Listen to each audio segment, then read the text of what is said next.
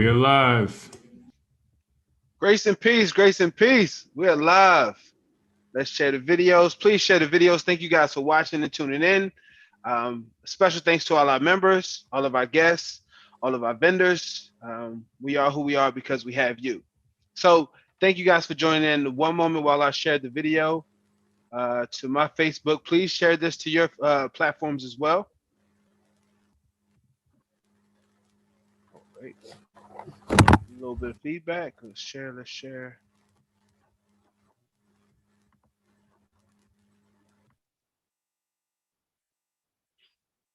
Okay, live is being recorded. Got it.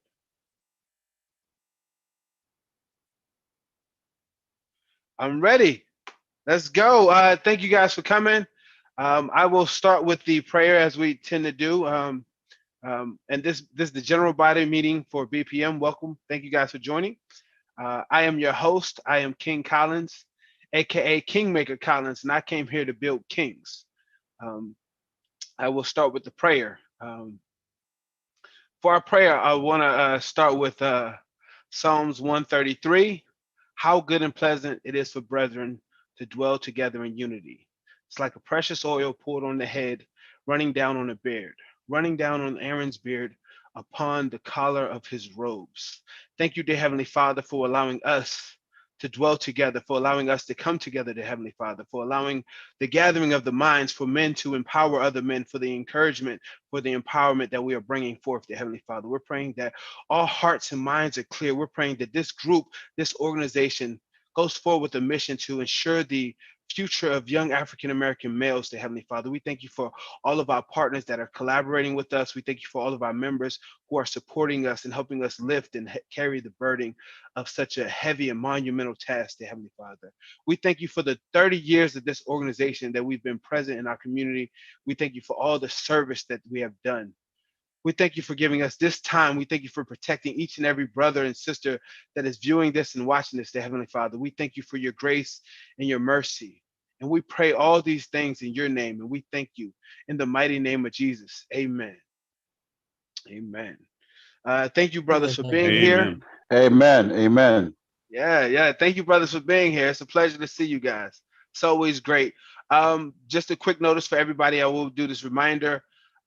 Please utilize the chat box to put your information. We want to encourage the connection of brothers and the networking that we have. So in the chat box, we can save the chat at the end. Please put who you are, what you do, and how we can get in contact with you.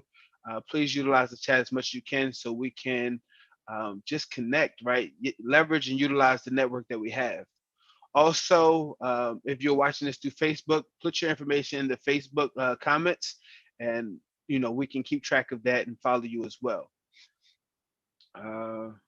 Okay, got it. So we'll start with the we got welcome introductions. Okay, so we're a little bit early. Got it. From my screen, it's a little bit different, but let me see if I can change it to see everybody. Change my view, and we can get with the introductions. I've introduced myself. I'm King Collins, the Kingmaker, and I will be your MC tonight. To my, I guess it's my orientation. To my right, I have Mr. Scott Phillips. Mr. Scott Phillips, would you mind introducing yourself? Sorry, gentlemen, I'm multitasking here. I've got another call going on in the background. My name is Scott Phillips. I am a local attorney, a member of Black Professional Men since its inception. One of the co-founders, along with my good friend and colleague, Edwin Avent. Got it. Thank you. Thank you for the introduction. Mr. Phillips, I encourage you to utilize the chat as well, and just put your information so we can reach out to you. Next, I have Mr. Ishmael. Is it Ishmael? Did I pronounce that correctly? That's correct. Ishmael. Yes. Morning, gentlemen. My name is Ishmael Fulton, and I'm a business transformation consultant, and I've been with the organization for a few years now. Glad to be here with you all. Thank you, Brother Ishmael. It's a pleasure meeting you. Next, I have, I guess this is the member of the month, Mr. Shadid. Would you mind introducing yourself? Great evening, Black professional men. Shad Didi Laser. I'm a full-time entrepreneur. My specialty is content licensing. What that means is I help experts, authors, consultants take their signature programs, books, courses, and help them to do business with agencies, institutions, and universities. Every Netflix movie you ever watch is an example of a content licensing deal, and I help our community do big business with corporations. I am the partnership chair for Black professional men, and it's an honor and a privilege to be here to share this time and space with you all. Got it. Thank you, sir. Next, I have Mr. Rashad Holloway. Great to meet you, brother. Would you mind giving a brief introduction? Sure. Good evening, brothers, and welcome guests. I'm Rashad Holloway. I serve as the BPM treasurer and also serve as the co-chair of the ROHAS program. That's the Ray of Hope Scholarship Program. You'll be hearing from a few of these scholars tonight. I am an accountant by trade and owner of Holloway Tax Services company and a host of other things that I do. But just welcome, a pleasure to be here with you all on this fine evening, even though it's raining here in Baltimore. Glad to be here live and meet with you, brothers. Thank you. Pleasure. Thank you. Next up, we have good brother Leroy, the Reverend Dr. Bishop Leroy. Oh, no, you didn't put that tag on me. Don't put that tag on me. Good evening, brothers. My name is Leroy McKenzie Jr., the Impact Builder. It is a pleasure and an honor to be here tonight amongst these great men. I am the president and CEO of JNF Enterprises, which is a distribution, publishing, and business consulting firm located right here in the great city of Baltimore, Maryland. Thank you, brother Leroy. Next, I have up. Oh, the screen jumped around a little bit. Mr. Rashad Jr. Thank you for the mask and keeping us safe. Would you mind giving us a brief introduction? Do you hear me? Yes, sir. Good evening. I'm Rashad Holloway Jr. I am a senior at Baltimore City College and one of the ROHAS scholars for this year. And right now I plan to attend the University of Pittsburgh. I'm undecided right now, but that's the plan for now. University of Pittsburgh, huh? Well, it's a pleasure meeting you, sir. Thank you for your service and dedication. We are here because of scholars like you. That's our effort. That's what we're built upon. So thank you. You are the future. Next, I have on my screen, Brother Edwin. Brother Edwin is a legend, the legend itself. Good evening, brothers. Once again, my name is Edwin Avent, one of the co-founders of Black Professional Men. Let's see, so I guess it means I've been around for at least 30 years in the organization. Just proud to be here with you guys this evening. Always want to thank you all for all you do to continue to ensure the future of the African-American male. I am, outside of being a member of BPM, I am the chairman of the board of the Baltimore Collegiate School for Boys, and I'm one of the founders and board members of soon to be Philadelphia Collegiate School for Boys. And so we have an organization called the National Collegiate School for Boys Foundation that we're building so that we will build at least 10 schools in the next 10 years to continue to ensure the future of the African-American male, starting with our youngest members in the community, getting them ready so they can become Black professional men. Professionally, I am an entrepreneur. Most of my time I spend in the real estate industry, but now I have an interest in a solar business as well. So it's good to be with you guys this evening, and excited to meet you. Excited to see everybody and meet some of you. Hey, and sitting next to me, yeah, happens to be one of this year's Rays of Hope Awards and Scholarship winners, my son, Austin. I'm Austin Avent. I'm in 12th grade. I attend Marriage Ridge High School, and I'm leaning on going to Morehouse University, Morehouse College, I meant. And and I'm planning on majoring in business management.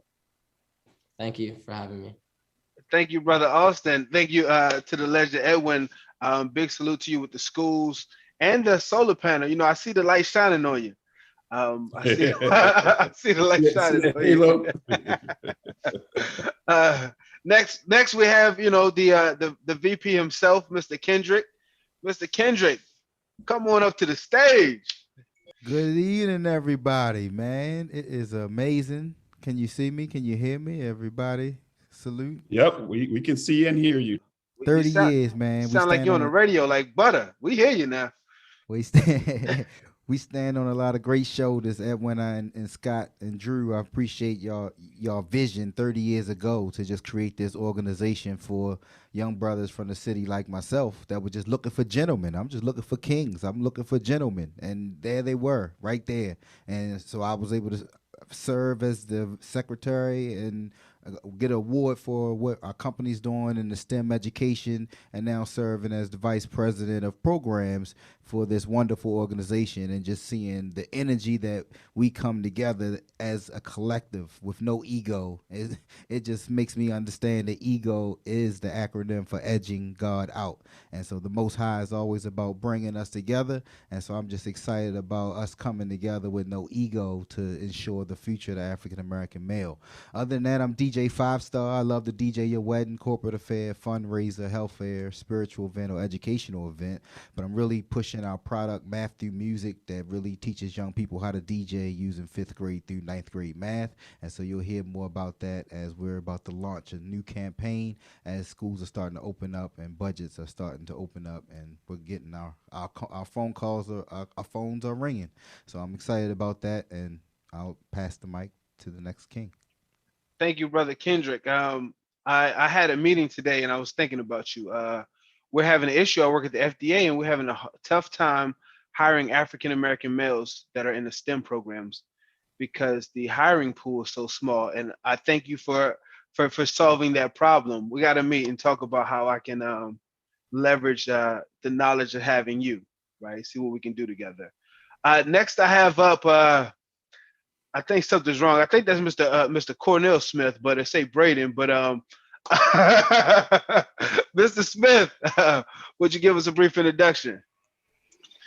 Yes. Good evening, everybody. So Braden is my 7-year-old. So I'll fix that up. But yeah. So I am I guess a BPM member at large. I like to, be in a lot of different things, and I run a fitness business. So one thing that means I have a short attention span. So I like to bounce around and be involved with a lot of different things. I don't like to sit still, and I'm not really a paperwork person. But I think that brings a little different light to the Black professional men. So thank you guys for having me. And I'm excited to see everybody, and in particular our scholars this evening, because I know they have lots of work and lots of college applications to attend to. So I'm happy to be able to see some of them on tonight. Yeah, thank you, Brother Smith. It's a pleasure meeting you. Next I have up another Rojas scholar, Brother John. Man, thank you for being here, John. Would you like to give us a brief introduction to who you are? Yeah, thanks for having me. My name is Johnny Jeff, but I go by Junior. I'll be graduating from the Baltimore Polytechnic Institute, and I'll most likely be attending the University of Southern California in the fall to study applied mathematics. Again, thank you for having me. That's dope. That's dope to hear. It's a pleasure meeting you, brother. Pleasure meeting you. I got kind of thrown off a little bit. I think we are on Kendra Davis. Would you mind introducing yourself? Thank you for being here. Good evening, everyone. My name is Kendra. I am a graduate of the illustrious Baltimore Polytechnic Institute. I am here today because I am the Youth Development Director for BPM. I'm glad to see our scholars here, and I'm here for all the needs. Thank you. We really appreciate your help. It always takes the presence and the power of a woman to help men uh, get it together and get things done. It's a pleasure having young ladies like yourself that can be the glue. I'm throwing around. I have Anderson. If you are there, Anderson, I don't see your camera on. If you are there, please mic yourself and give a brief introduction. If not, I will be moving on to Mr. Troy Mobley. Yeah, I'm here. Good evening. Could you hear me? Okay. Yes, sir. We can hear you loud and clear. All right, man. My name's Anderson Gene. I'm a teacher, and I'm looking to become a member, but I'm just kind of here to listen and, learn from the brothers. Well, thank you for being here. Membership is a wonderful, beautiful thing. We'll talk about membership. The membership fees and donations go directly into supporting students. Your memberships go to the Black College Scholarship. So students are receiving your membership fees. And this is a powerful organization where we encourage and help build up each other. But thank you for being here. We really appreciate you for attending this meeting. Next, we have up Mr. Troy Mobley. Good evening, BPM family and friends and partners and supporters. This is awesome. There's so much power when you get men together, specifically Black men. And I've been participating with BPM for about 4 years now, and I've seen it growth. I just want to say that, Collins, first of all, you're doing an excellent job organizing and facilitating these general body meetings. So kudos to you, my brother. And I also wanted to say, kind of ditto what Kendrick was saying about ego and edging God out. I just wanted to, that did my heart and my spirit well, hearing that, because so many times I believe that ego gets in the way.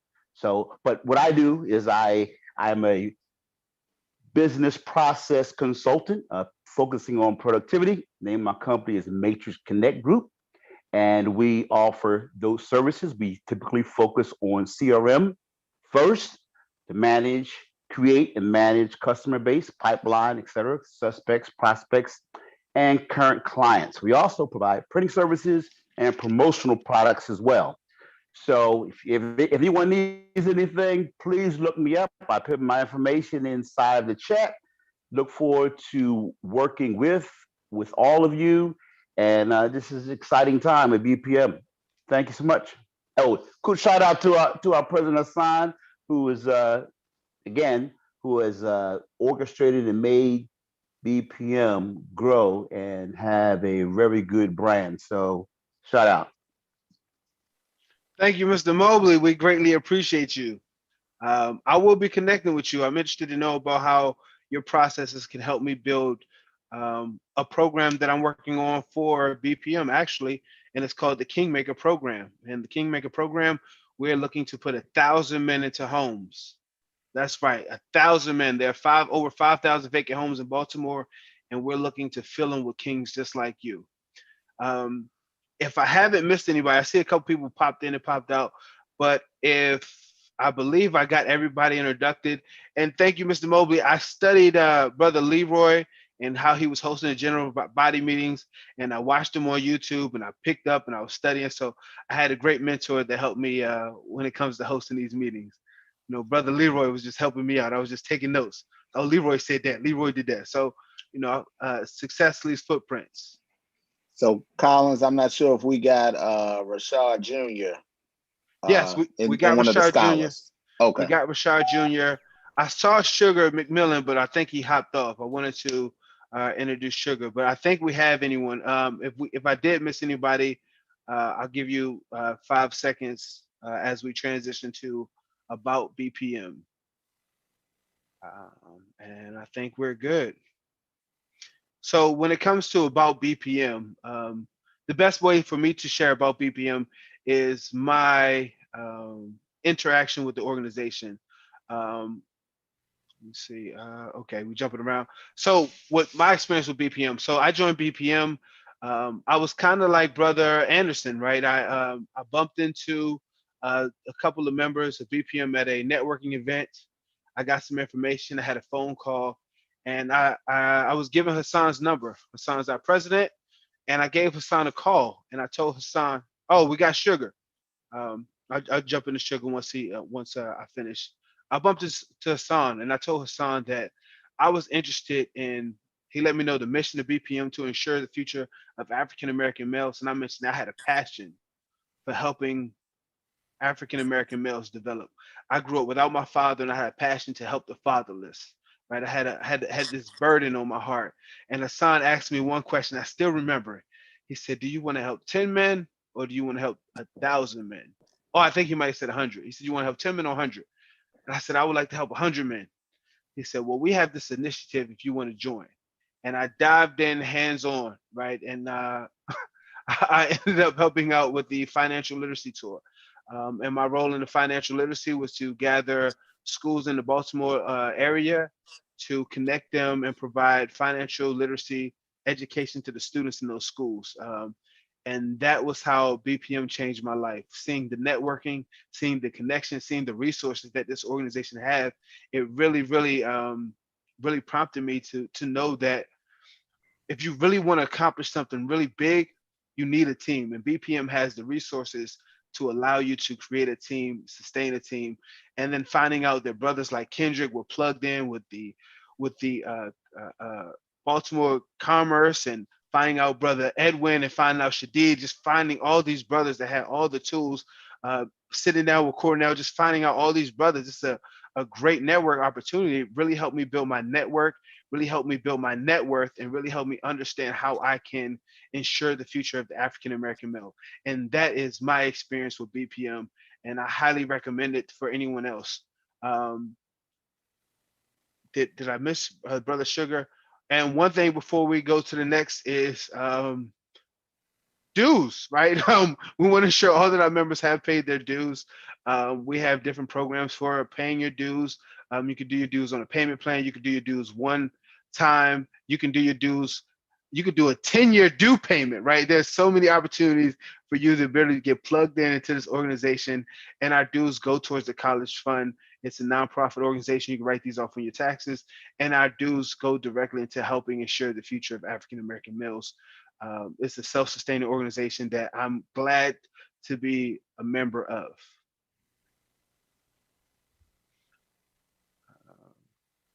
I got it. I seen Brother Sugar, but he popped out. So next we're going to spotlight the BPM Scholars. So I'm right on time.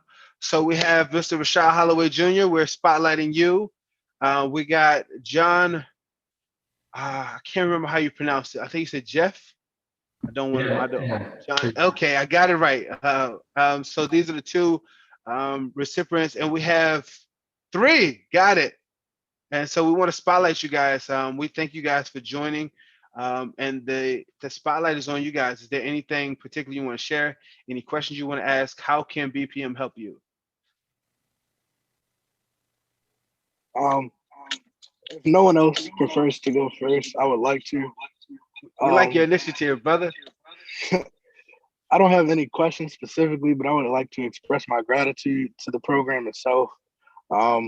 I've really enjoyed my time throughout the program. I've learned a lot, especially preparing myself for my first year going into college.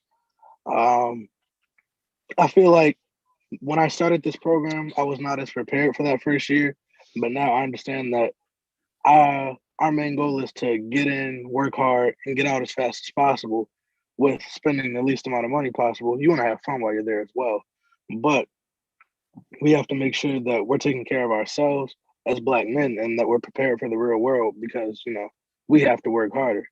And I think that's something that I learned and really took into account while in this program. And it's something that I appreciate.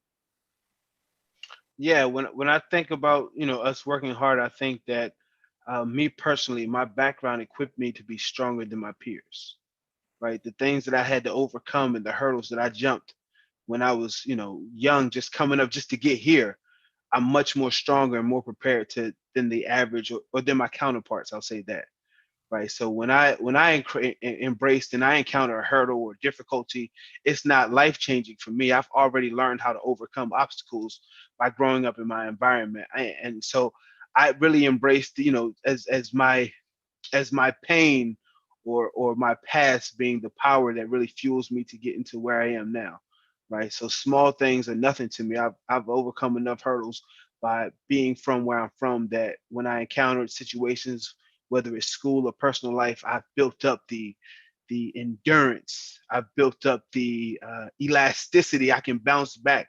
I'm resilient. So that's what I think is a unique experience that the African American male has. We have the resilience. So when people say we got to work harder, we're just more resilient, right? We're more resilient, resourceful because of our past, our upbringing, because of how society sees me. That made me stronger. Brother John, Brother John, if you would like to ask any questions or share any information, insights you have, the stage is yours. Yeah, just like Rashad said, I like to express my gratitude. Like I said earlier, my name is Johnny Jeff, but I go by Junior.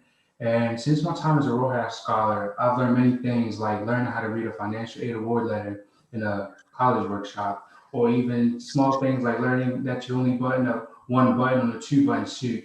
Yeah. But the most important thing I've learned so far as a Rojas Scholar is that I have to look at college not only as a milestone to accomplish, but rather as an investment for my future. And looking at it like that has allowed me to create a more elaborate plan for my college experience so far. And I just like to thank you. I'd like to thank all the members of BPM for making this program and this scholarship possible. And it's an honor to be a Rojas Scholar. Thank you. Thank you, brother. Thank you. And last but not least, there are a total of, I have 6 scholars on my list, but only 3 of you guys are here right now. The other may be watching on different platforms. But last, Brother Austin, I believe it's Austin, I want to give the stage to you. Yeah. So I've been going and attending the Rays of Hope Scholarship Awards meeting or breakfasts for since I was very young. So it's like a huge honor for me to be a Rays of Hope Scholar right now. And 2 things, I'm just going to talk about 2 things that I learned about while I was doing the program, where I learned about the importance of my network, like building these people and building friendships and building colleagues and people that can help me out throughout the life. And also the freshman lifestyle. And I was not, just how Rashad Jr. said that he wasn't really prepared before this program. I wasn't prepared as well. And after leaving this program, I'm more prepared about this freshman lifestyle. And yeah, thank you. Thank you. It's pleasant to just being able to give you an edge and have you to be a little bit more prepared and responsible, right? You are, you're the future. You kind of represent the gifting is that, in many cases and situations, you'll get to represent more people than others, right?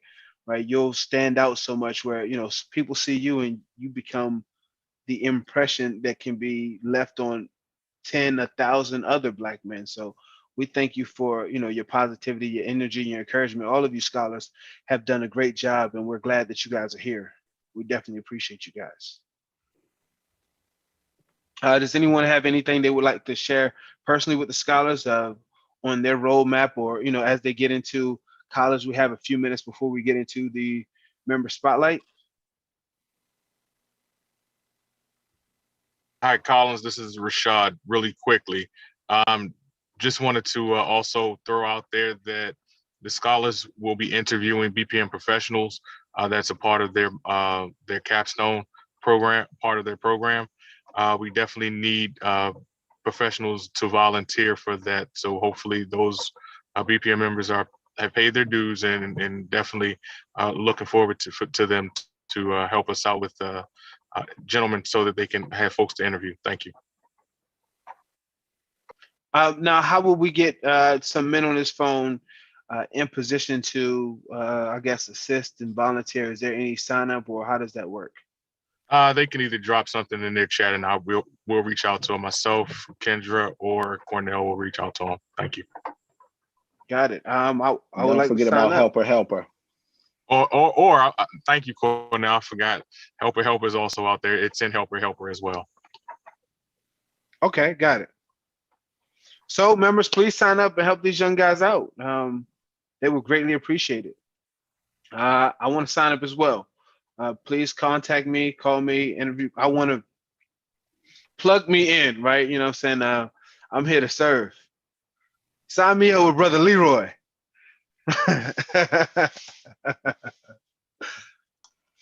Does anyone? Oh, yes, Colin. Sorry. No, Somebody I was asked me to asking unmute. if anybody else. I was asking if anyone Yeah. else, so you got it. Okay. Yeah. So I just helping out with the program. I got to talk to the scholars a little bit and listen to them. So I know you guys parents have taught you to be humble, but this is a time that you get to brag. You guys are doing a really great thing. And I know none of you signed up to be probably in the spotlight right now, but with all the negative things that are happening, we need some positivity in, the Black male community. So, I know that charge wasn't on you guys, but, Austin, Rashad Jr., John, I got to see you guys in action a little bit when we took the pictures.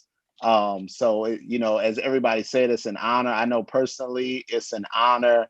And just knowing with Brother Edwin and me having sons and Rashad being a dad is a proud thing for most of us, and getting to see the boys kind of live the footsteps that you lived, whether they're doing it better or worse in your parents' opinion.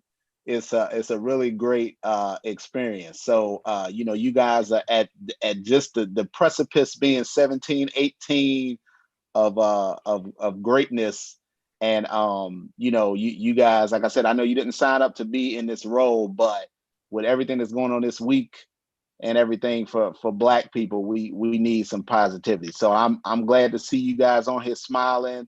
And these guys are not bums that just needed a scholarship. These are guys that are really grinding and really doing great things. So So Cornell, with that said, then I'm going to take personal privilege as one of the fathers of one of the scholars to brag a little bit about my son, because you're right, they don't really talk about themselves much, but I just want to, let everybody know how proud I am of my son, Austin.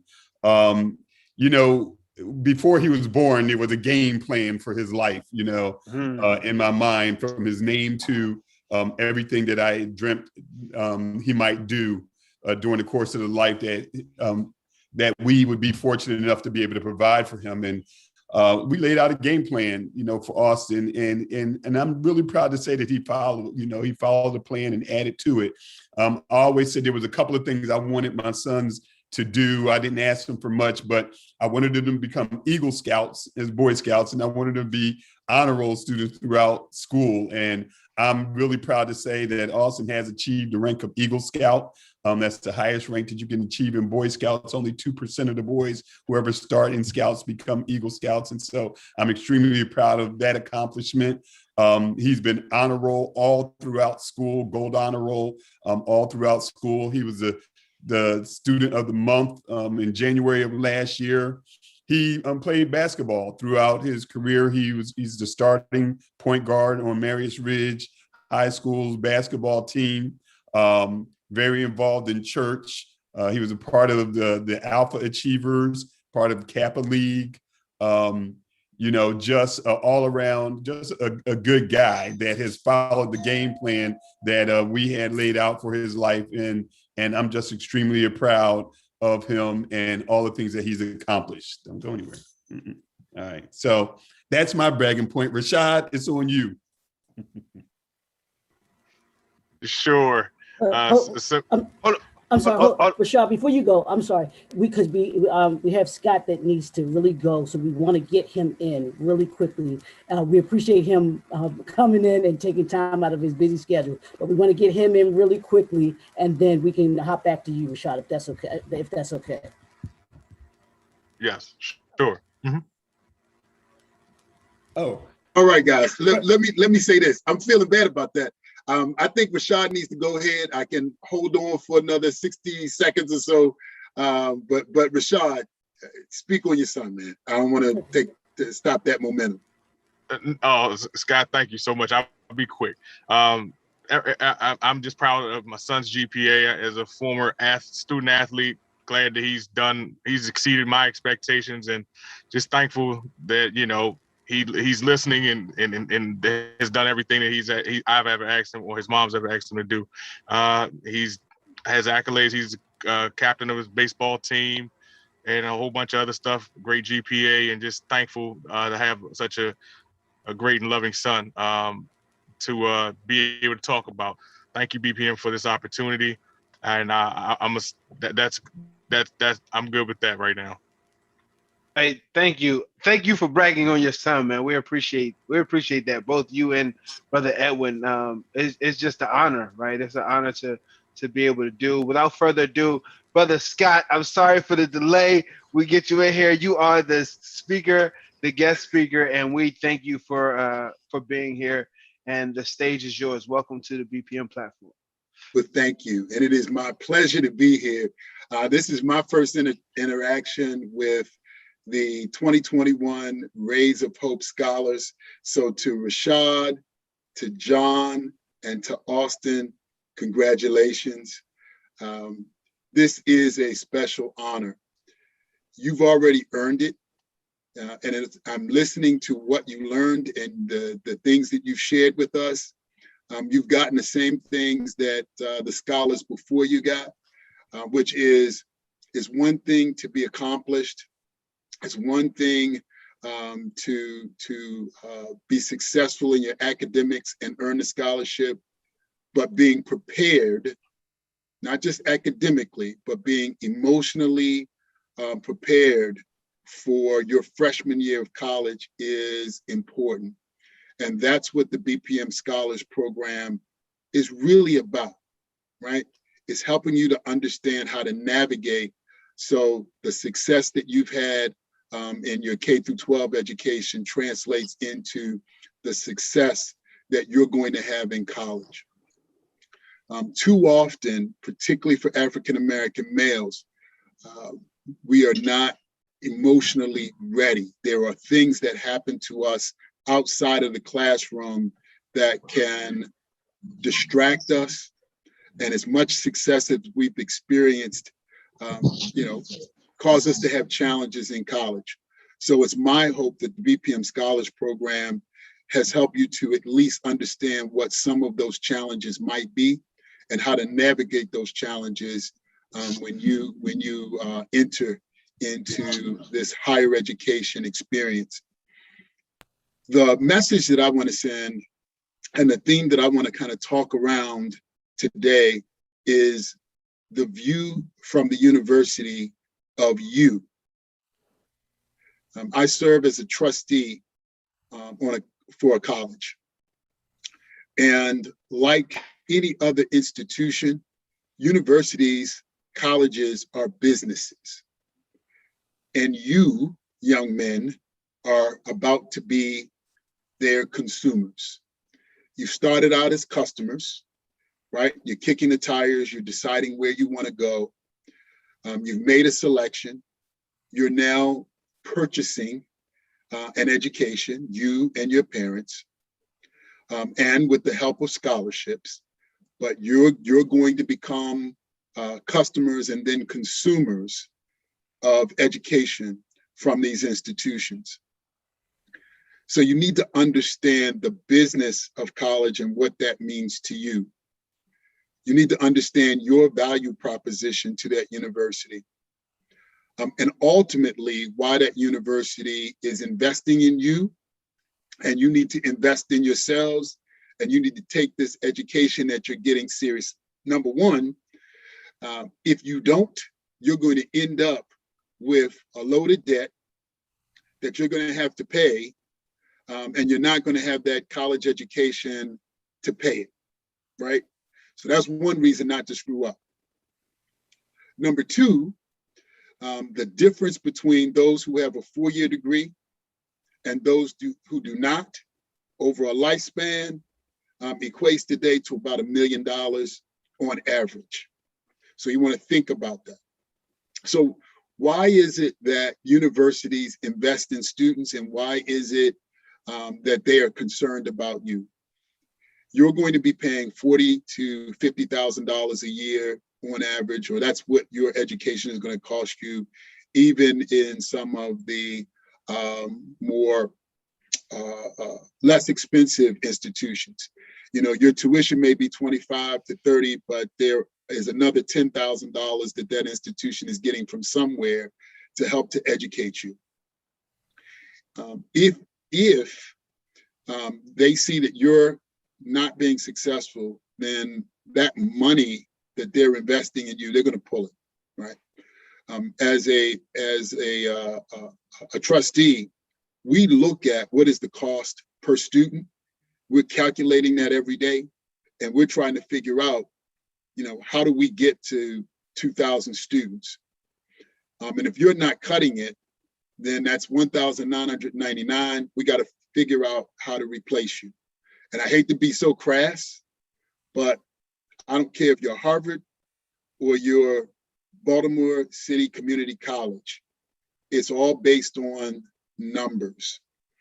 So understand that you are a consumer, a customer, but ultimately you're going to become a product. So what does that mean?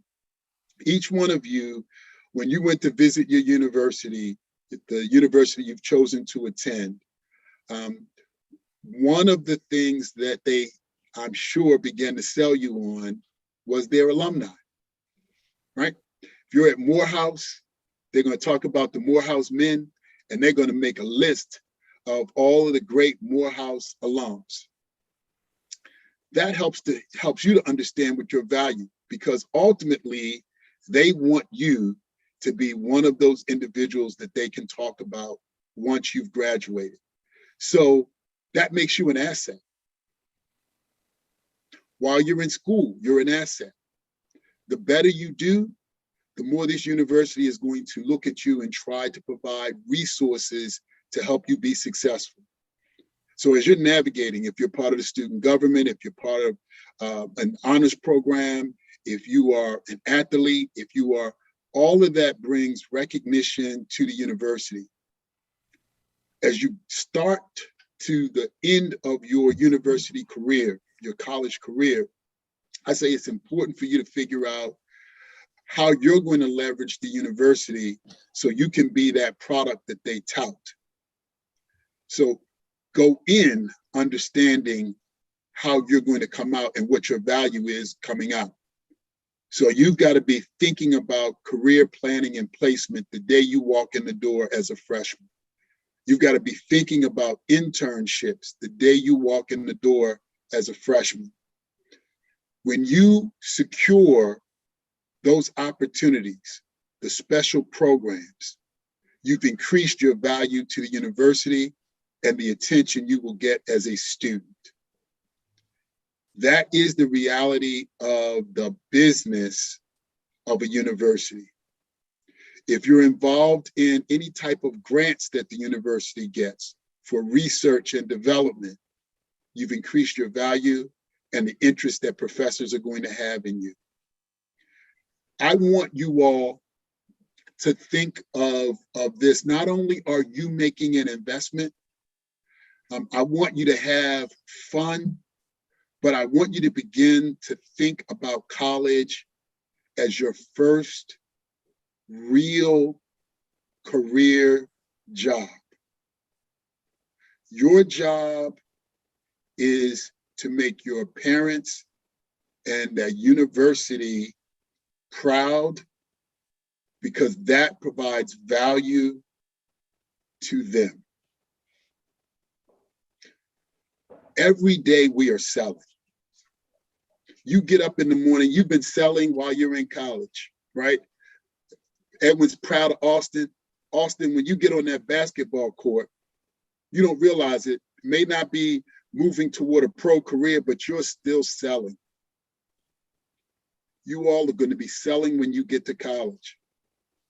You're going to be selling yourself to the university staff, the president, you know, the administration. You're going to be selling yourself to the professors on campus. You're going to be selling yourself. So your brand is important to, if you decide you want to participate in a fraternity or athletics.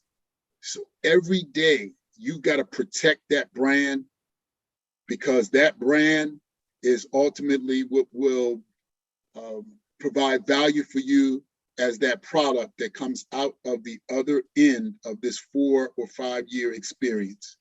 And we can't have more than 5. This is about the business of education, right? And I just don't want you to lose sight as you go into this college experience. I want you to have fun. I want you to learn for learning's sake, but I also want you to learn for career's sake. And I'll wrap it at that. Hopefully I've made a point. Any question from the young men? Yeah. No questions, John? No questions, Austin? No questions, Rashad? Yes, sir. All right. Now you All right, know your value. You made some excellent points, man. Thank you very much for the pearls.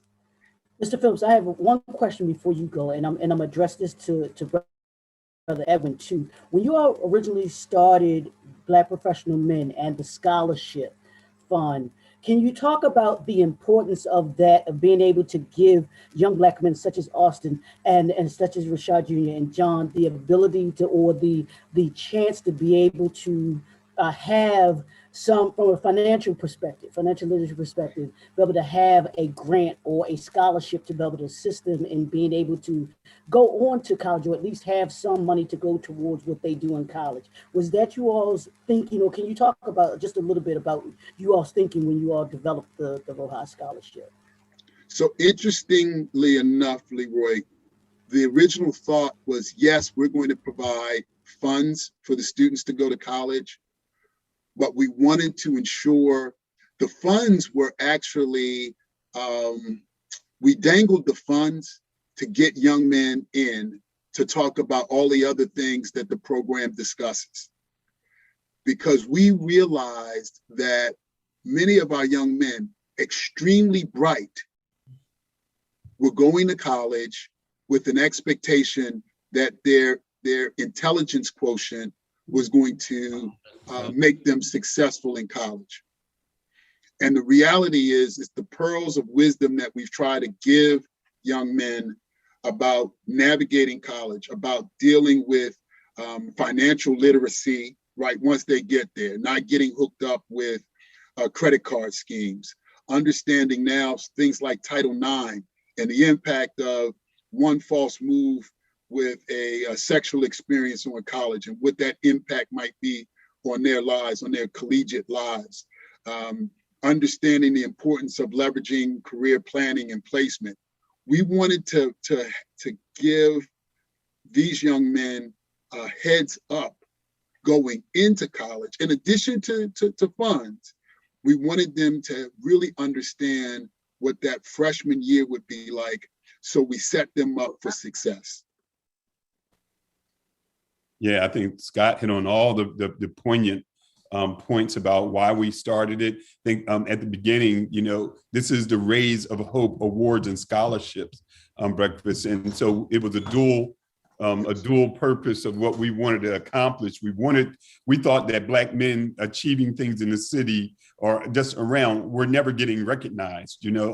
Only thing that got recognized in Baltimore when it came to Black men was, the negative headlines. So we thought that somebody needed to recognize and salute the brothers that were doing outstanding things in the communities. That's why it's the Raise of Hope Awards. But then we wanted to set up the next generation of those award winners, and we introduced the scholarships so that we could encourage young men to look up and see role models that they could strive to be. And so we did the scholarship, and like Scott said, it wasn't so much that it was a huge award, but hey, we all went to college and we know that every $1,000 helps. And but it did give us an opportunity to help to encourage them and to teach them how to network. not only with their peers, but with men, who could help them along the way. And so those were the big things that really set this thing up for us to start the program. And I'm just proud to say that, wow, we're almost 30 years definitely 30 years into the organization, but the scholarships, I think, started 2 years after we started. And so, it's been awesome to see it grow.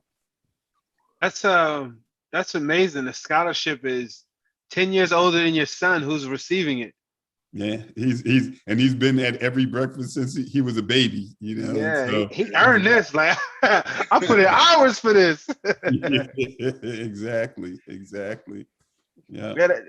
That's just amazing to see, like, just a legacy move like that, right? To start something, that your son can benefit 10 years later. And I think that's the insight, that's the value that BPM has, is we have men like that, like men that have started schools, right? Where, I didn't like the school in Baltimore, so we started our own.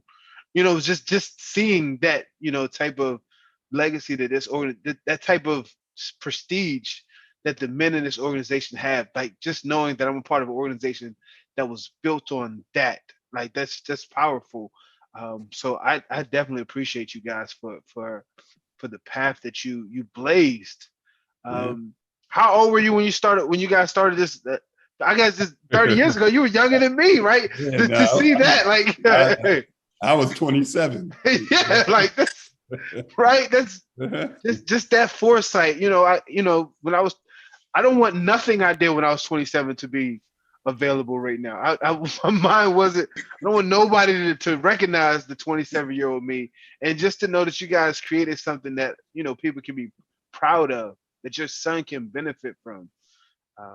That's amazing. It's very humbling, Collins. It is. It's extremely humbling, and it's amazing. And I don't know, Scott, like we always say, I don't think we thought for sure that it would be here 30 years later. Even though I kind of always had that vision, it's like we're going to build institutions, right? Yeah. But we're definitely, I think both Scott and I speak for him, that we're both humbled at the length of the organization, and we're humbled that you guys see the value in it, and that you still volunteer your time to continue to ensure the future of the African American male, because that's what it's all about: passing the torch and helping to train new leadership to take over. And so you guys have it now, and then hopefully Austin and Rashad and John, those guys will take over sometime in the future to continue to ensure the future of the African American male. So I'm just honored. I'm just honored to be a member too.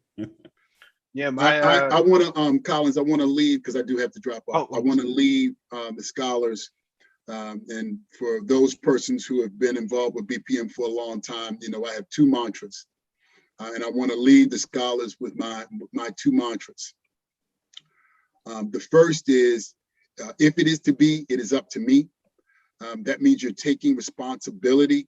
If you see something that needs to be done in the community, for yourself, for your family, with God, if it is to be, it is up to me. And the second mantra, which I hold dear, and every scholar's breakfast, I'm going to say it at some point in time. You gentlemen are fortunate. When you complete your college education, today, only one of about 3.5 individuals hold a college degree. For African-American men, it's down to about 1 in 5. Many people don't know that. So you're setting yourself up to be an exception to the rule. So for that, for whom much is given, much is required. You will be part of a smaller group of individuals in our economy, in our world, particularly in our African-American community. So for whom much is given, much is required. And with that, I'm going to say good night, congratulations. I do hope I get a chance to meet the other 3 young men. Also to the scholars, you need to understand that we are a network, and myself, or Edwin in particular, as the founders, if you guys call us, we're going to figure out how to help you. That's just how we work. So I want you to understand that as well. So thank you, gentlemen. Continue to have a great meeting. Thank you, Scott. You have a great evening. All right. Thank you, Scott. I'm taking notes of your mantras. I'll give you credit the first 2 times I use them. I can't guarantee that I'll continue to give you credit after that. But thank you for the impact that you've left on me as well as this organization.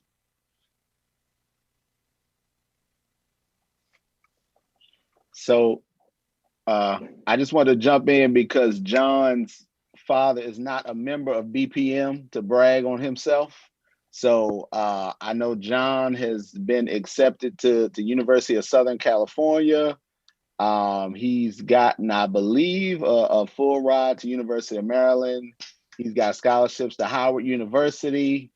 He said he went to the Polytechnic Institute, the Baltimore Polytechnic Institute, which doesn't mean much to me, but he's still a great guy. John, is probably should mention some of the other things that he's done because I've only known him for a month. But like I said, I know he came here, he showed up. He didn't have the benefit of having a BPM dad, so I didn't want to leave him out. So John, if you want to say anything else to brag on yourself, you can. If not, I'll be quiet. You said pretty much a lot of the big accomplishments that's been happening in my life lately. But other than that, there have been other things in the past. But one of the biggest accomplishments that I'm proud of was interning at Johns Hopkins University and being part of the Baltimore City Student Congress as the vice president. Awesome. Thank you. Excellent. Hats off to you guys. You guys are excellent. And I'm glad that this scholarship has really prepared you guys for what you're going to experience. Because to be honest, I couldn't imagine being 18 in the times that we're living in now, where everything is recorded and monitored. There's a lot of things that I was fortunate, and some of you other men may have this experience, that I was fortunate of being able to forget it and not have to relive it. So you guys are under an immense amount of pressure. And I think it's carving and shaping you out to be diamonds in our community. So thank you guys. Keep pushing forward. Just keep continuing to be great. We really appreciate you guys. And we're glad that we was able to be a part of this, the legacy that you guys are trailblazing.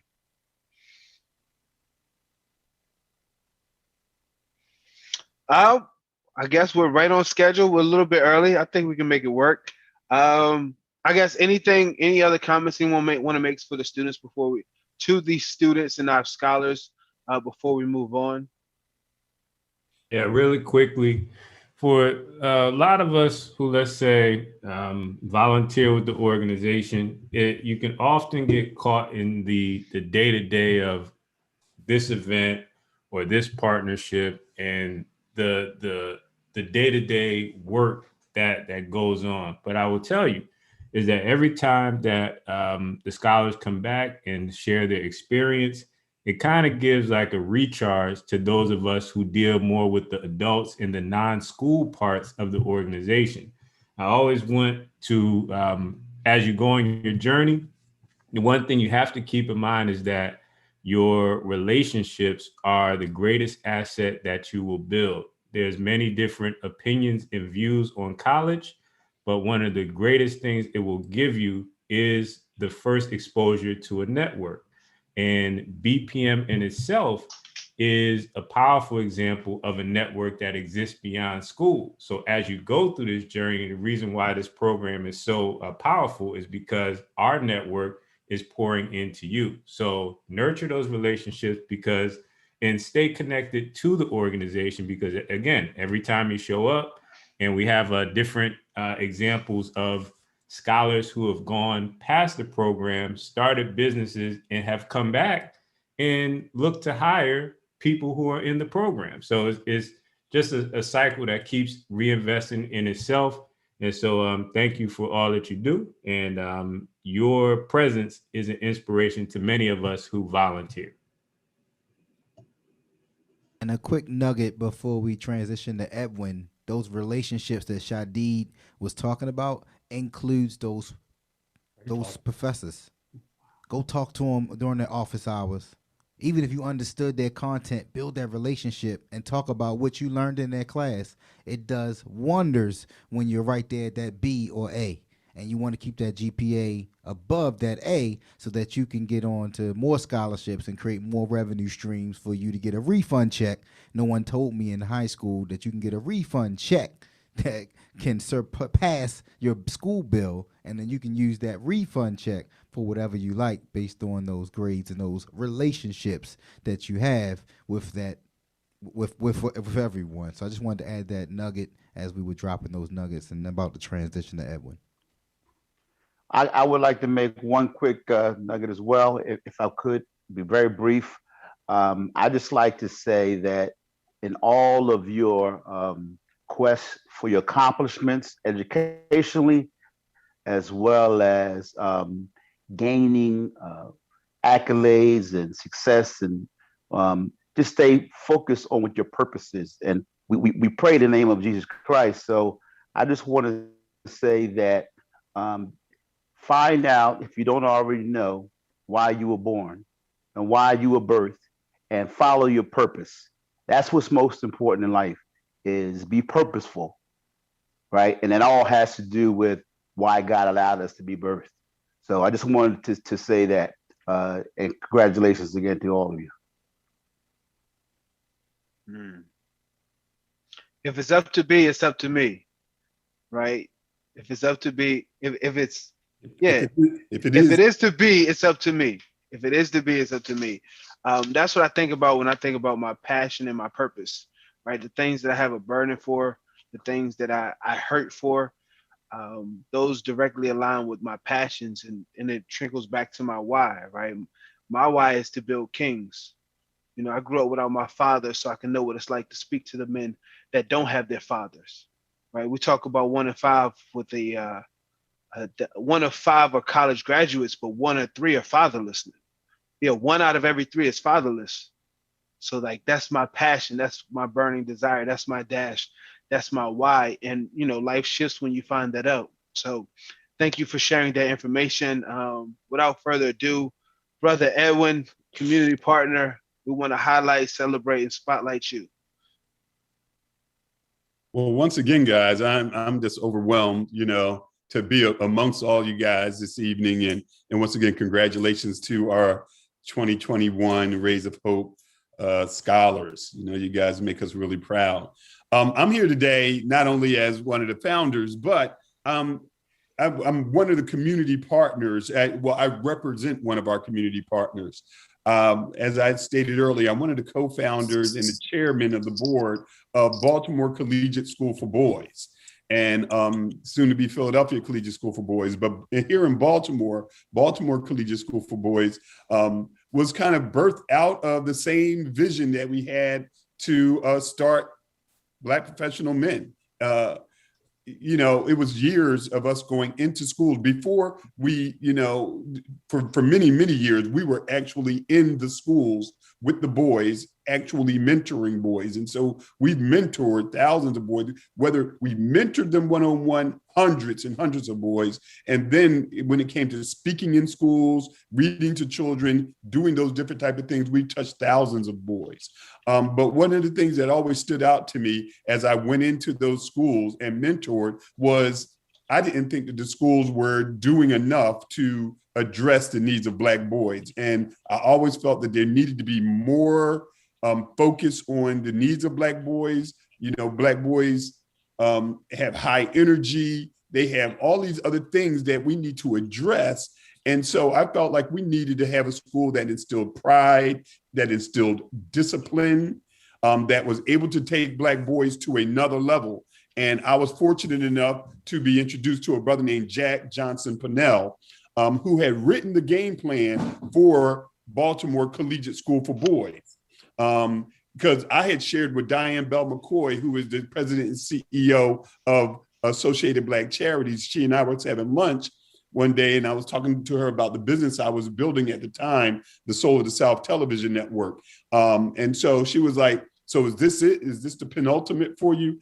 And I told her, you know, I like media, and media has been my career for most of my life, and I'm excited about the opportunity to build this TV network. But my heart, my passion, the thing that I burn for, kind of speaking to what you're saying, Collins, was that I wanted to help uplift Black men. I just always feel like society, everything is against the Black man. And, we are strong, we are kings, and we need to be treated as such.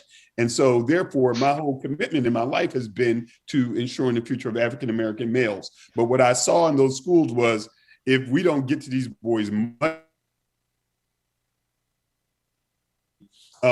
many more will be dropping out of school. And I wanted to do something different about that.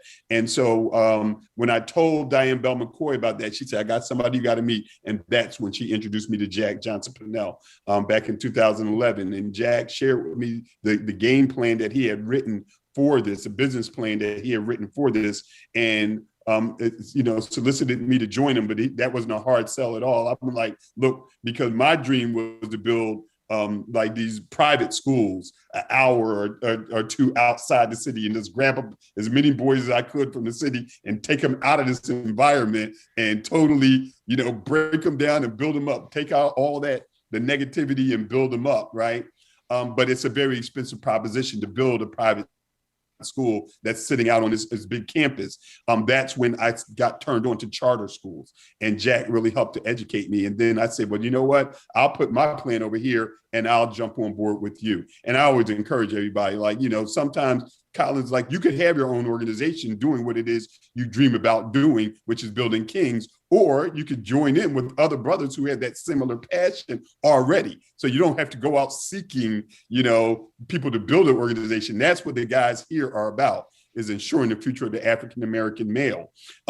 That's what I did. I joined on with Jack and said, I got your back. And so ever since then, he and I have been like Butch Cassidy and Sundance Kid, with our backs to each other and holding our guns out and like just mowing them down. And God has been good.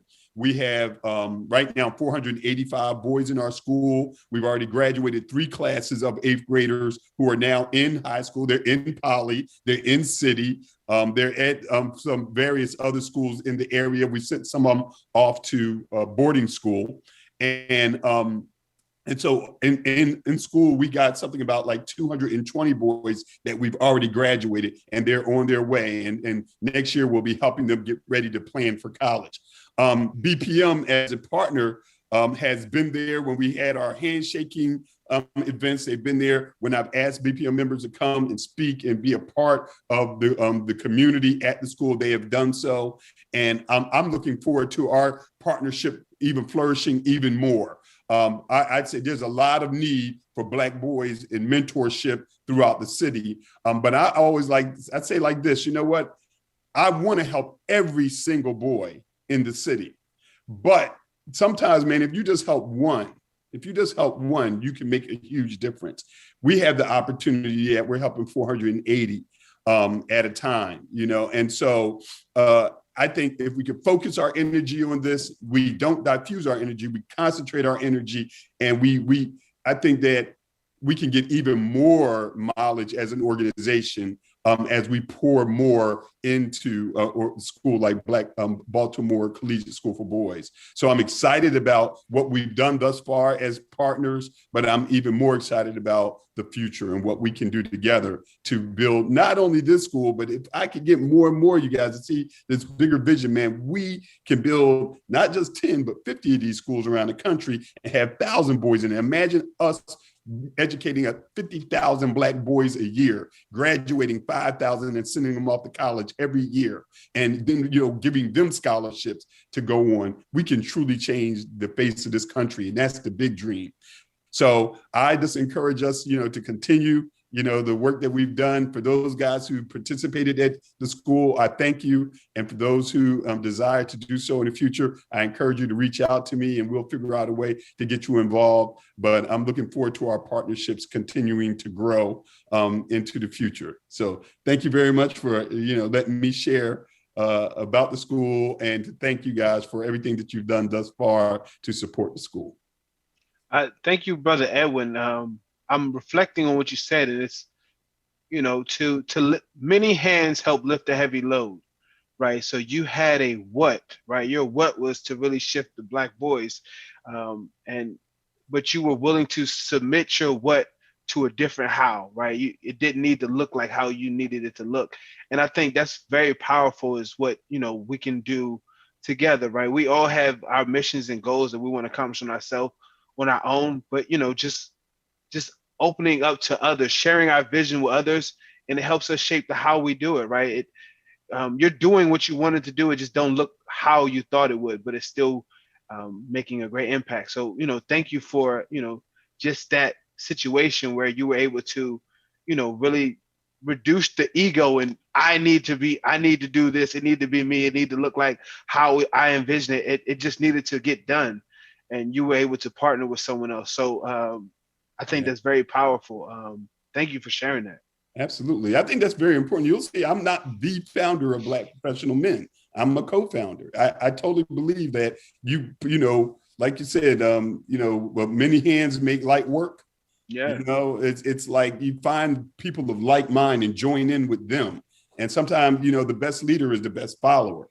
So you got to submit sometimes. You got to be a good follower in order to be a good leader. And so I never have really had a problem with that. If I have to leave, if I got to be the person that steps out front, I never have a problem with that either. But I don't have a problem submitting to strong leadership that's visionary and, with the right purpose. And I think all of us, that's, definitely, we all can definitely learn something from that, in our lives. So once again, I just like to thank everybody who's helped along the way. And I'm always recruiting. And I have a question. It said, what's the best way for people to reach you if they have interest outside of BPM? Well, I'll put my phone number in the box, but it's always easy to reach me because my email is edwinavent@gmail. I'd like to be uncomplicated. Let me just try Edwin Avent at Gmail. Nobody else used this? All right, perfect. Nobody else using that one. So it's really easy to get me that way. So you didn't need to use no numbers. Nope, nobody else had that one. Yeah. Brother Edwin, I have a quick question for you. You talked about moving from the one charter school that you have now to opening the next one. What needs to be done to shine a light on the importance of what you all are doing? Because I was watching the other day, and I don't know if you saw it or not, but Brother Steve Perry, who's opened the school in Connecticut, doing some things in New York. They're doing something, I guess, something similar too. But what needs to be done to shine the light on the emphasis of education and and the financial literacy piece that I'm sure that I think that the you all schools are focusing on, that's not being done out in the world now, to give you all the opportunity, like you said, to go from having just the one or two schools to opening the 50 schools and everything like that, to have a greater impact and more influence. Well, Brother Leroy, that's a great question. I mean, obviously social media is great because it provides like it democratizes PR. It's just a matter of having that right person who is constantly on there promoting. We have somebody who does our social media marketing, but it could go to another level. One of the things that I've discovered in, this process of opening schools is it's not easy work, and you see why. If it was easy, everybody could do it. In Philadelphia, man, we have done all kinds of work on the ground with the community, outreach, having to find buildings, having to find politicians who support us, writing 500-page application, and dealing with the unions, dealing with people who hate charter schools, and some of the biggest people who hate charter schools are public school teachers, right? But it's like, why are you going to hate on us, when if you were doing a super excellent job with Black boys, we wouldn't feel the need to step in and try to do a better job, right? So, we spend a lot of our time. It would be nice to spend a lot of our time on PR, publicizing what we do, but we spend so much more time in the lab working on the product, and delivering and getting to the way that Scott described the consumers, really working on getting these boys up to grade level and above, and then all the grind work that it takes to open up schools like this. So not only are we working on an application in Philadelphia, but we may be opening one in Chester, Pennsylvania too, which is right outside of Philadelphia. The school district has asked us to come in and look at opening a school there. So I think when it comes to shining a light on it, bro, it's word of mouth. It's using social media. It's having, noteworthy stories. We did have some good stories this year because we pivoted quickly when the pandemic hit, and kids went home. Some kids sat out for 2 months before they got back in school. We were ready very next week. We had already foresaw it coming, and we gathered up as many computers, Chromebooks, all that, got it to the boys in their hands. We got the ones who didn't have Wi-Fi, we got them hotspots, all, so that every one of our boys was online on that following Monday. They said schools are shut down on Friday. That Monday, our boys were in school online. 98% of them were online. And we've been very fortunate that over the course of the pandemic and learning at home, we're hovering around 96.5% attendance on a regular basis. And so we're very proud of that. And we got a lot of play on like Channel 45 and the Baltimore Sun. We got some play on how well we did that. That's a salute to your flexibility and just like you said, your pivot, right? Being able to be flexible, nimble, and agile, right? Yeah. Those are very important business features. So that speaks to your business brilliance, just being able to do that. Brother Everett, I think your mic door. Yeah, I have a question. Yep. Brother Edwin, I want to thank you so very much. This is being broadcasted nationwide. And so to get the maximum effectiveness of what you need for this school, because our tentacles are reaching far and wide. Mm-hmm. And so what specifically, if you could go into more detail, exactly what you need for the school to go to the next level, to increase or whatever that's needed. I just want that to go out in the airways. Well, I appreciate that question and the opportunity to share. First of all, just like, the work that we do with Black professional men is important to our community, and it's important to Black men. It's important to these young people. So once again, if this is being watched far and wide, these young men that you saw tonight are deserving of scholarships and even more. So I encourage people to go to bpminc.org, right, or blackprofessionalmen.org. When it comes to our schools, people can go to baltimorecollegiate.org, baltimorecollegiate.org, and that's collegiate, COLLEGIATE. So baltimorecollegiate.org, as well as in Philadelphia, it's philadelphiacollegiate.org. So the schools are a business.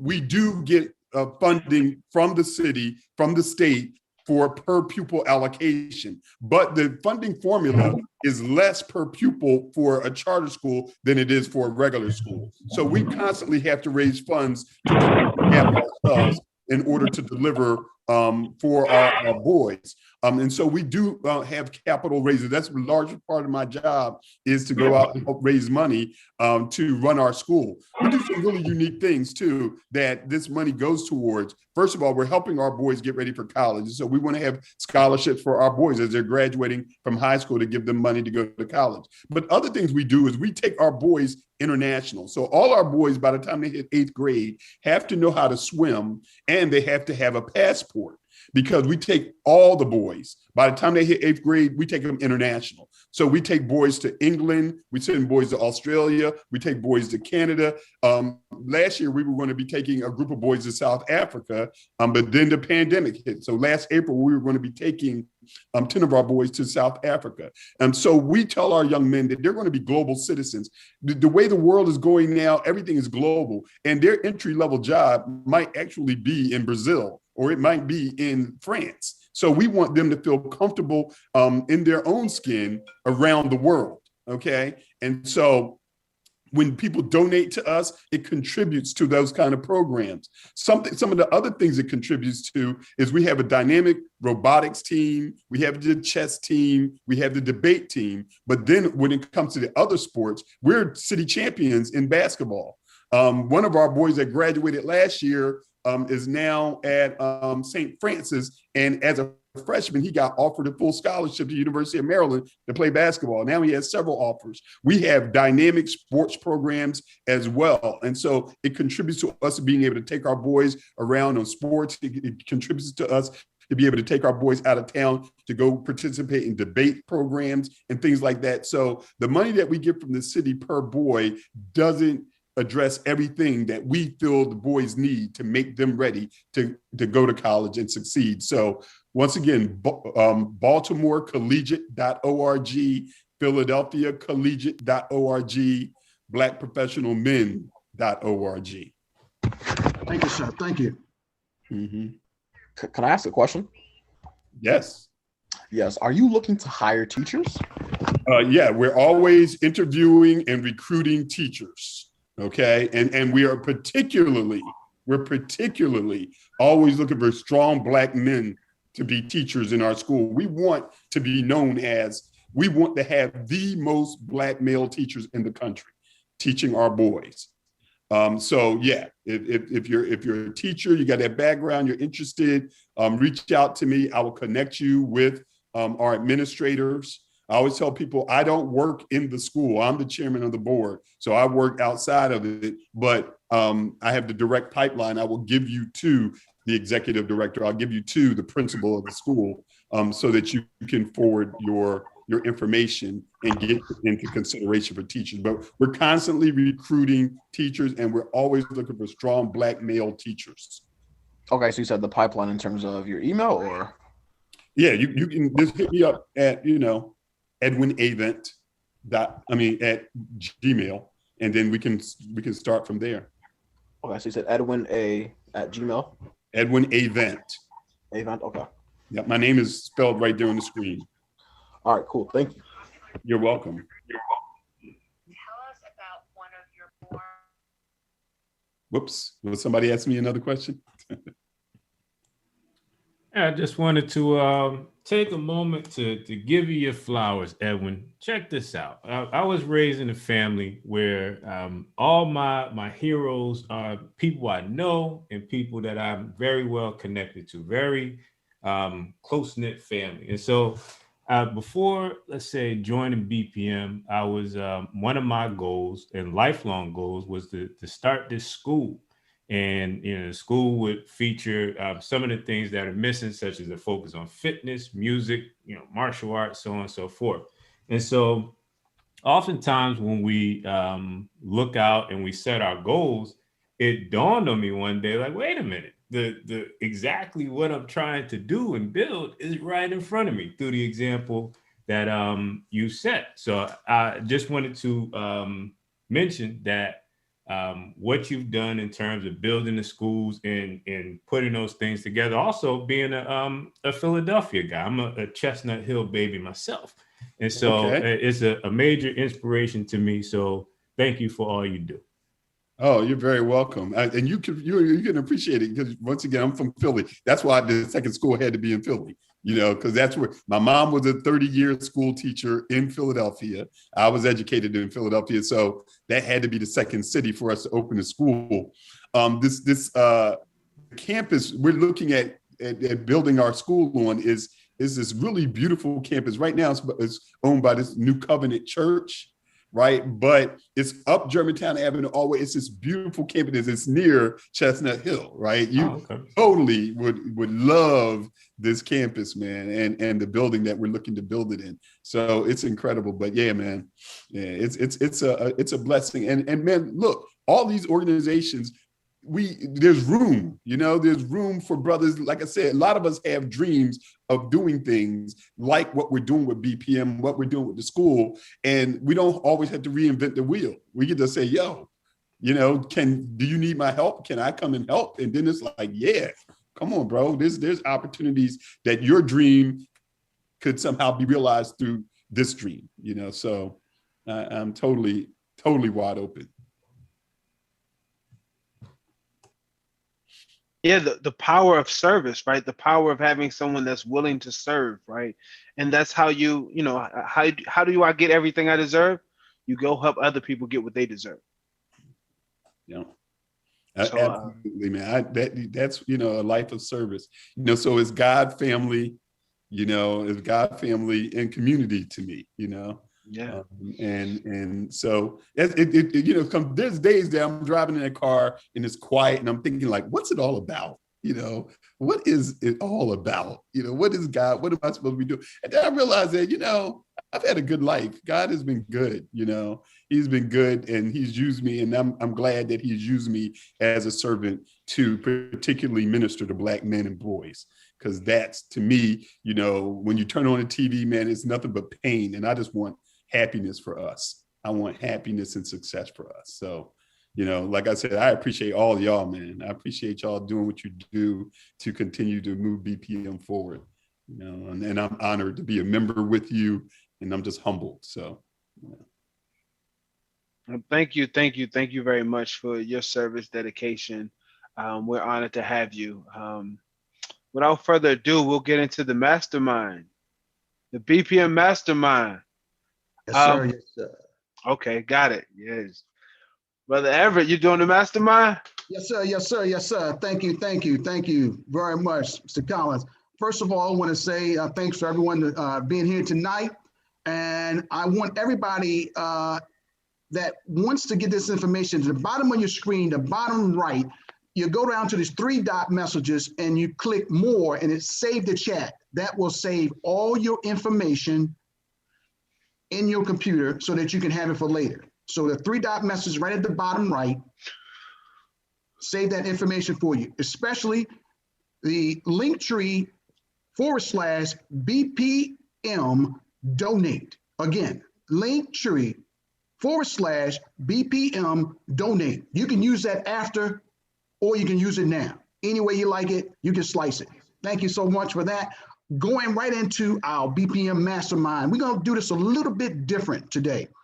I am going to put a title in the chat, and I want you all to type in your answers in the chat, and do not hit the send button until I say, I'm gonna give you about a minute to write that inside of the chat. And so this is the, here, blocks the financial literacy. We're gonna do it in a little bit different. We're gonna do it like in a brainstorm method this time, so that everyone will get a chance to say what you want to say. So type in your answers and don't hit the enter yet.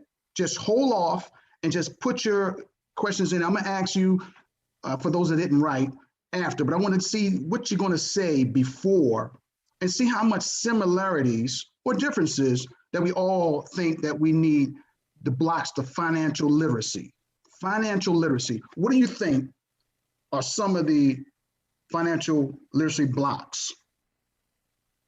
And when you brainstorm, everything is right. There is no right answer. There is no wrong answers. Just all these answers are good answers. And for those that's listening to us all over the airways, nationwide, worldwide, you can do this as well. All you read, you're going to look at this rebroadcast, fine. All right. Okay, let's see. We got a few in it. Okay, we'll give it just about 30 seconds more, and then I'll get everybody to release. Thanks a lot for following that. All right. 5, 4, 3, 2, 1. Okay, here was some of them. Here was got understanding the rule of 72, how money grows, inventory, stewardship, planning, information, discipline, capability, resources, accounting, good spending, save for opportunities, learn and master your craft, other priorities, what we don't know. The #1 block for financial literacy is financial pedigree from childhood. Your financial IQ is fixed in stone by the time you are 8 or 9 years old. And I'll just add, here we got another balance sheet. There's a balance sheet, financial block there. Balance sheet, okay? I'll put in here, I'm gonna put in a thing that most people are not gonna look at, but a lot of our financial blocks are in this one book. It is one of the best kept secrets that a lot of people don't read. I'm gonna put it in here for you. Now, financial literacy is all through this book. If we look at it, the Bible. Life insurance is another financial block. Absolutely. Literacy. These are awesome. Now, I'm opening up to everybody on here. Here's some more. Bible, the greatest book of prosperity ever written, period. BPM reads. Yes. If you feel free to type some more, and if it's flowing to you and you get the synergy and the energy is just keep on. Amen. Amen. Yes, yes. Now, does anybody else have any more things out there that you believe is financial literacy? Now, again, these are great financial literacy blocks. Go to the bottom on your right, click that 3-dot message, more, and save chat. That way you'll have all of these to look at a little bit later. When you get from the molds, and then you can reflect on it. Awareness with wealth brings wealth. Trust is a building financial block. Absolutely. Bottom right. I don't know who's saying that they can't see it. At the bottom right, where you see where you type your message in, it's got 3 dots there, right? Where it says all panelists or attendees. See the 3-dot message right there. I think that's only on a computer. I don't know if it's on the phone. Okay, well, I'm not aware about the phones, but I'll check the next time. Abundance mindset. Awesome. I love these answers. I thank all of y'all. Now, before we close this out, still before my time, are there anyone else want to come out and voice some other blocks or add some more knowledge to this database? Because we going up, well, we filling this thing up here. Hey, Edward, how you doing? How you doing? Yes, sir. Yes, sir. So this month we're reading the 21-day fast, and that book is incredible, and it speaks to the Bible, and it kind of ties each lesson with the Bible. I don't know how many people are participating in that, but you know, I'm actually doing the 21-day fast myself. So I encourage everybody to kind of incorporate a financial fast at least, once a quarter. That's a word. Good word there, Mr. Prez. Well, I'll thank you all very much. Thank you for your time. Brother Collins, take it away. Thank you very much for the mastermind. I like what you put about the Bible being the basis of financial literacy. The more and more I began to read the Bible, I realized that it's that most of the other books I read came, from the Bible in some state or form or fashion, right? A lot of people undermine and have a problem with sales as far as selling their gift and their talent. But the Bible tells you, the woman who was in need, she was told to borrow jars and sell the oil, right? So selling is not something that is evil or wicked. It's something that's biblical. You're supposed to be a salesman, understanding how to sell, whether it's yourself or a product or a business or a service, right? So yeah, I like the importance of just understanding the power that the Bible wields, whether it's business secrets that's in the Bible, whether it's, knowing that you're supposed to, your talents, right? You wasn't supposed to bury them in the dirt. You should at least taken them to the money changers and got interest, right? The Bible talks about, those are wicked who do not increase, right? It's all throughout the Bible. So thank you for bringing up that that jewel, that nugget that is very powerful and important. It looks like we're right on schedule. Thank you guys for allowing us to be on schedule. Up next, we have the President's Report, and we have our mighty President, our good and faithful servant, King Hassan. Would you like to go over the President's Report? Yeah, thank you. Well, I apologize. I don't know who all is on, but do we have any of our committee chairs on right now? I'm sorry, you said which chairs? I said, do we have any of our committee chairs on right now? Oh, committee chairs. Yes. We have Rashad Holloway Sr. Rashad Holloway Sr. Sorry. If you want, I can cover it, or you can cover what we're doing with the scholarship program and what the plans are for the future. All right, Hassan, I can talk about the scholarship program and a couple of other items as well that's under my leadership. So really quickly, gentlemen, to cover Rojas, so you guys heard from the scholars, three of our 6 scholars for this year.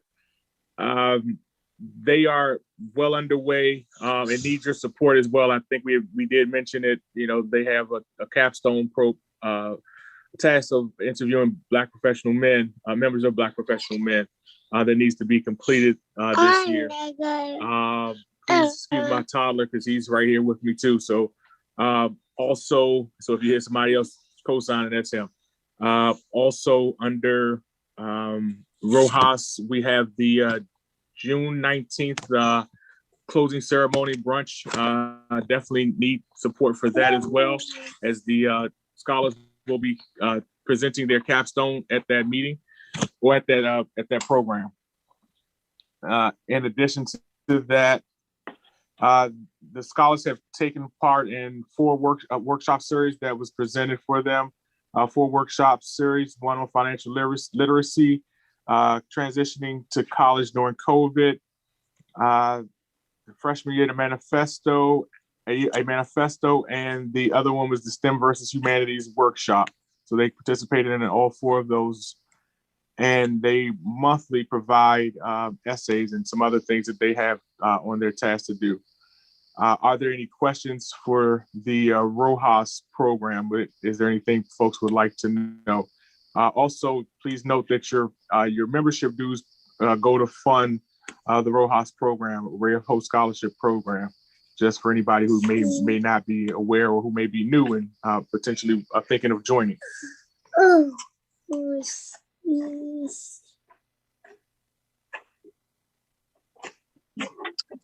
So thank you. So just remember, man, that every 10 members that sign up for our monthly dues option, it funds a few scholarships.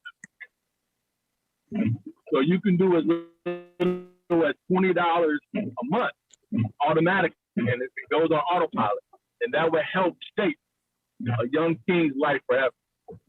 Now, what a lot of people may not fully understand about our scholarship program is that we do a push and pull. When we talk about a push and pull, we talk about we train these kids 1 year, and then the next year they come back and train the other kids. And this has been going on for about 28 years. And so if you want to be able to participate in any of the scholarship programs, all you got to do is use the Helper app, and you can sign up, and it gives you all the information of the location, and it even adds it to your calendar. So it's easy plug and play. Just go to our Helper app and look for upcoming activities, and you can just sign up for that. Now, next year, we're going to be expanding. So we're going to have seniors again, but we're also going to bring in 9th graders. And this is going to allow us to be able to pour into these men, these young men, these young teens from 9th grade all the way up through college. A few months ago, we did we did our annual alumni. And one of the main things, one of the main themes that was there, that these men were husbands, these men were fathers, and they all have kids now. So we actually have some scholars that have kids that are going to be scholars pretty soon. So I just like for y'all to kind of think about the longevity of this organization. Not only do we have a founder who was able to build something where their kids could come, his sons are able to come and take advantage of. We're building something where the young kings that go through here, their children are now able to come through. So just take a moment and just think about that. So we also are doing with our youth development.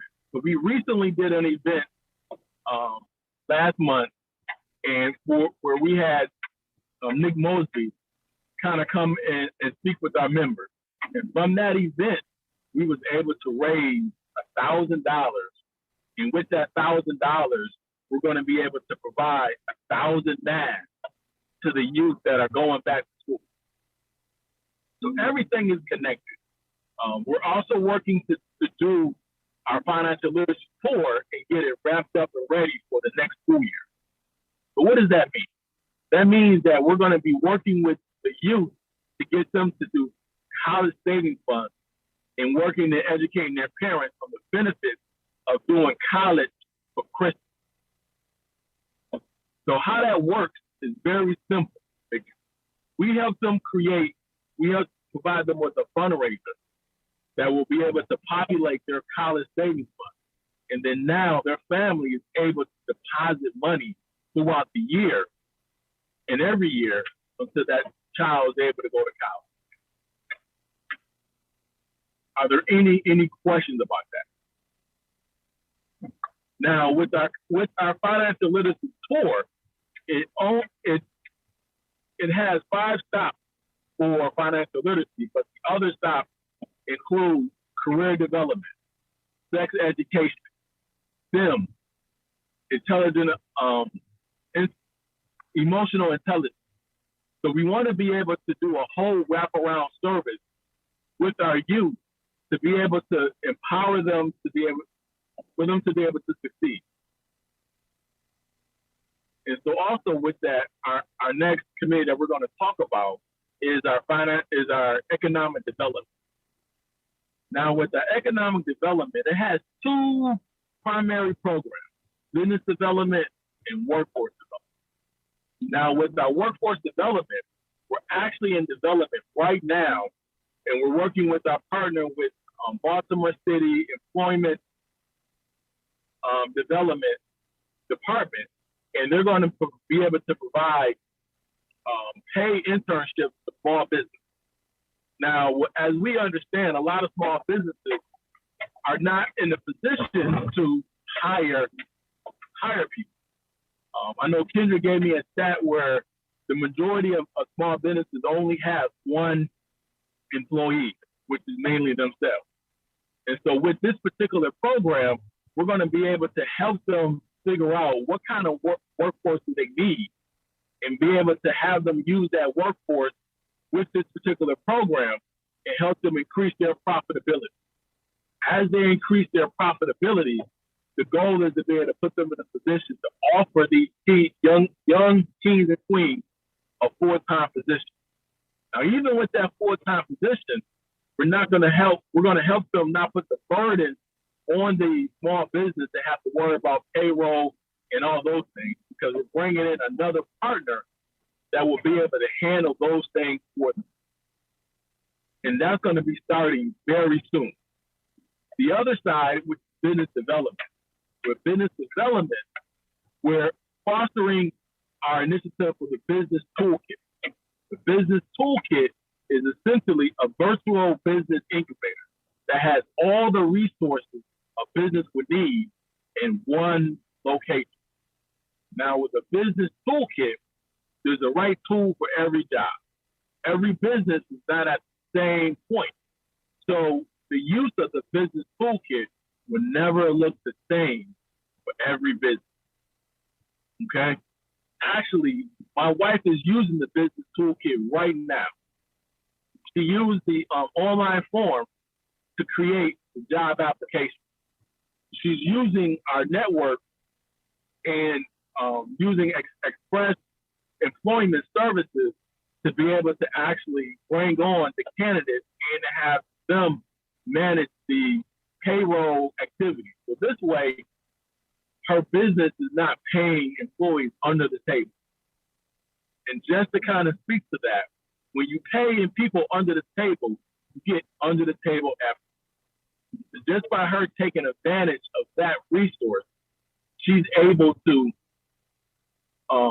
ensure that she's getting better quality employees, and essentially those employees have a better expectation, understanding that if they miss one day, it's not like they're getting paid every day. They're getting paid every 2 weeks. So if they miss that one day, it makes that impact.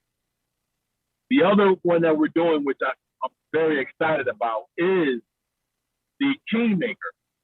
I know we have Collins on, so do you want to kind of speak to that, Collins, or do you want me to kind of talk to that? He did a great job speaking on that a little earlier. Great. King Hassan, you can fill in the gaps. I might have left something out. Okay. It don't hurt to reiterate. All right. So with the Kingmaker, what we are doing is we are erasing all of the barriers that kind of keep us out of being a home buyer. So the first thing we're doing is empowering our teams and say, hey, this is your buying power, and teaching them to understand what your buying power is. So they would never ever get denied because they're starting off with just understanding how much they can buy.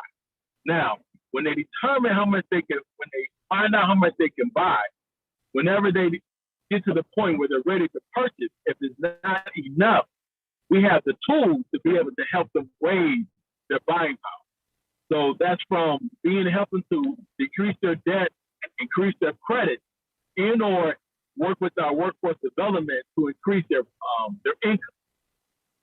Many people do not know that your buying power comes from directly your average of 2 years of your tax return. So it's 3 times the average of your last 2 years of your tax return. That is your buying power. Now, what you're able to purchase is obviously dictated by how much your interest rate will be. So all those factors come into play. And we have all black vendors to be able to provide that. So no more would you, a black man have to go and say, I want to go look at this house. And then they get the house and say, okay, I got denied because the house is outside of what I can do. We're going to be able to empower them to make sure they have all the tools, all the information, so that it's only, hey, this is the house I want. These are the things I have to do to get it.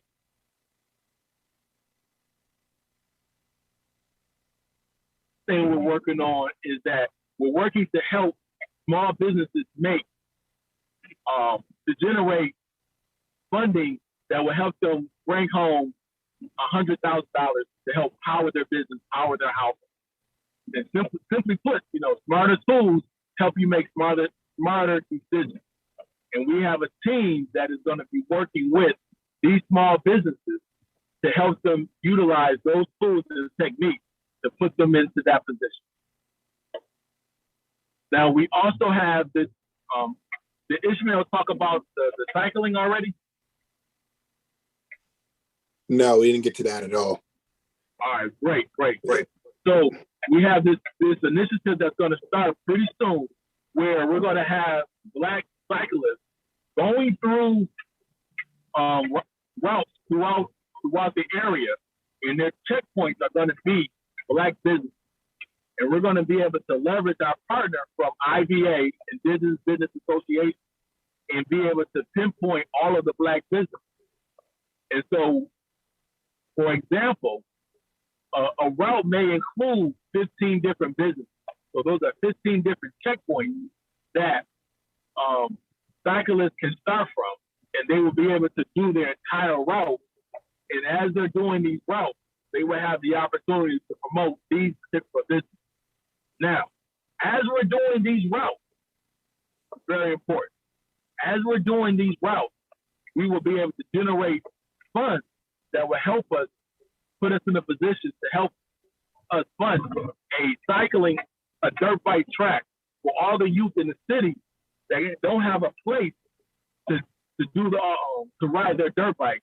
We're going to be able to leverage this opportunity to create the capital to do that. Lastly, we have our community cleanups that we're partnering with these communities to be able to come in there once a quarter to be able to help them clean up. And when we do that, we're going to also bring in vendors that can provide resources that can directly impact the residents of those communities. And when we do that, we're going to be able to generate additional capital. The goal is to be able to purchase trash cans, permanent stationary trash cans, so that that community will be able to not just throw trash on the ground, but place it in these trash cans, and then obviously on trash day, pick them up and put them out for the trash people to be able to pick them up. And that is the goal. And so every month, our youth development has a different initiative for people to support, to be able to provide support to every aspect. I'm not sure what is the upcoming initiative, but the current one is PPE. And right now, we have 1,000 masks that we are going to be giving out. We have 1,000 more that we want to give out as soon as we're able to generate another $1,000 in donations. And that is our president's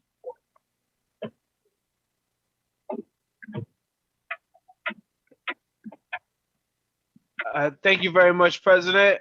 We really appreciate you. I would like to jump to Mr. Smith to get our fitness tip. So in the spirit of everything, I'm just going to give you guys a quote. Well, I'm actually give you two. So one is Tony Robbins. So the higher your energy level, the more efficient your body, the better you feel, and the more you will use your talent to produce outstanding results. So I know we talk about being healthy and being fit and eating right. And for some people, that's just having a six-pack to be more popular, but it also helps your mental aspect also. And the other one's from JFK.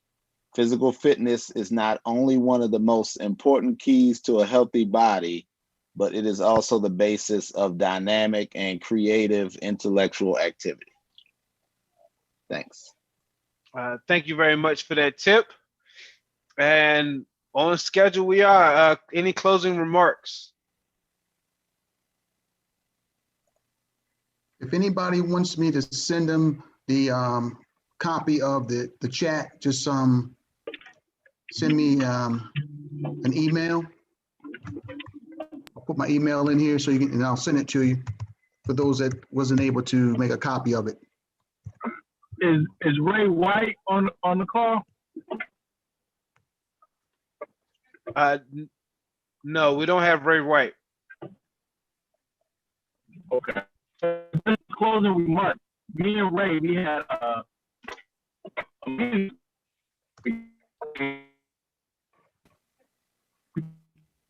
Mr. President, we're losing you. Yeah, we're losing you. You're breaking up really bad, Hassan. You're breaking up. You're breaking up. I'll kind of step in until we get him back on. They had a wonderful conversation about really taking the organization to another level. I'm excited about what he was about to share, and it's about leveraging the resources we have right here, interviewing our men, and the interview would be done by Mr. Shadid. He would interview on basically what would you tell your younger self? your 13-year-old self? What mistakes did you make? Sharing those best practices or those hurdles that you had to overcome, so that we can have our interns transcribe that content, create ebooks, and give them away to our young kings that are coming behind us, and use it as a revenue stream for the adults that need that information. To me, I think that's just a full-blown genius, and we couldn't hear him articulate that. And I don't know if he's back or not, but I wanted everyone to hear that very clearly, because to me, and I had to call Ray just yesterday, just applaud him for taking the leap to lead that effort. And so I'm excited about. Did he call you, Mr. Shadid? I definitely sent him your number, so I wanted to know if he did call you, or has that conversation even started yet? We exchanged messages, but we'll get on the phone and work out the details. So the ball is rolling. I'm excited about that. Mr. President, are you back with some service yet? Not quite. So again, I'm excited. If you can contact, am I breaking up? We can hear you now. All right. If you can contact Mr. Shadid and schedule your interview, we're looking for the first 20 minutes.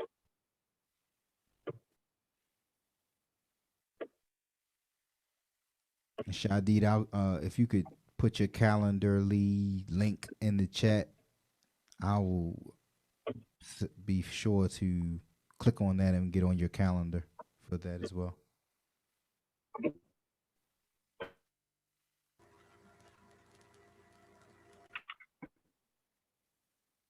So while we're waiting on the president, I know we also have a partnership with UPS. So they're going to be providing suits for some students on Sunday. So I don't know if anybody has anything to add to that, but just putting that out there for the members. No, also just to thank UPS for their continued support and supporting our Ray of Hope Scholarship Program. They definitely do a great job and are a great partner. So thanks to UPS as well. Absolutely. So I think it's 8 o'clock, gentlemen. Any closing remarks? That's all I have. Kendrick, one last thing, just a reminder on the book club meets every first Saturday at 10 a.m. The BPM Book Club. I need to put that in my calendar. And for gentlemen, if you don't get a chance to read the book, it's okay. We definitely cover a wide range of topics while on the book club, and so it's definitely a great learning session for anybody who's able to attend the first Saturday of each month at 10 a.m. Hey, Rashad, is the link with that? Yes, the link is in the link tree as well. So yeah. Okay.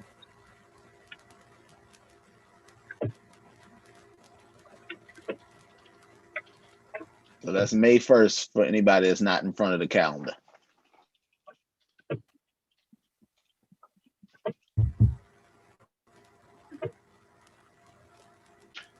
Well, we're right on schedule.